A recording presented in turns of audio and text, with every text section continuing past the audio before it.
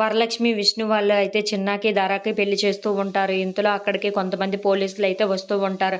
అది చూసి అక్కడ ఉన్న వరలక్ష్మి అయితే ఎవరు కావాలి సార్ మీకు అని చెప్పేసి అయితే అడుగుతూ ఉంటుంది. ఆ మాటలు వినగానే అక్కడ ఉన్న పోలీస్ అయితే ఇక్కడ వరలక్ష్మి అంటే ఎవరు అని చెప్పేసి అయితే అడుగుతూ ఉంటాడు. ఆ మాటలకి అక్కడ ఉన్న వరలక్ష్మి అయితే నేనే సార్ ఏమైంది ఏం ఏం కావాలి మీకు అని చెప్పేసి అయితే అడుగుతూ ఉంటుంది. ఆ మాటలు వినగానే అక్కడ ఉన్న పోలీస్ అయితే మిమ్మల్ని అరెస్ట్ చేస్తామని చెప్పేసి అయితే అంటూ ఉంటాడు. ఆ మాటలు వినగానే ఇంట్లో ఉన్న వాళ్ళందరూ అయితే ఒక్కసారిగా షాక్ అయిపోతూ ఉంటారు.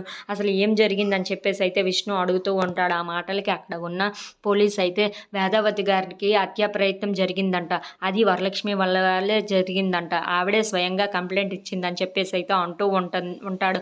ఆ మాటలు వినగానే అక్కడ ఉన్న వరలక్ష్మి, విష్ణు అయితే ఒక్కసారిగా షాక్ అయిపోతూ ఉంటారు.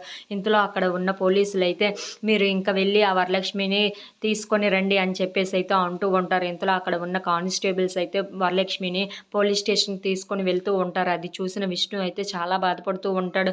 ఏంటి అమ్మ ఎందుకు ఇలా కంప్లైంట్ ఇచ్చింది, వరలక్ష్మి ఏమీ చేసింది ఏమీ లేదు కదా అని చెప్పేసి అయితే అనుకుంటూ ఉంటాడు. ఇంతలో అక్కడ ఉన్న పోలీసులు అయితే వరలక్ష్మిని తీసుకొని వెళ్తూ ఉంటారు. అది చూసిన విష్ణు మాత్రం చాలా బాధపడుతూ ఎందుకు ఇలా జరుగుతుంది అని చెప్పేసి అయితే అనుకుంటూ ఉంటాడు. If you like this video please like, share and subscribe friends.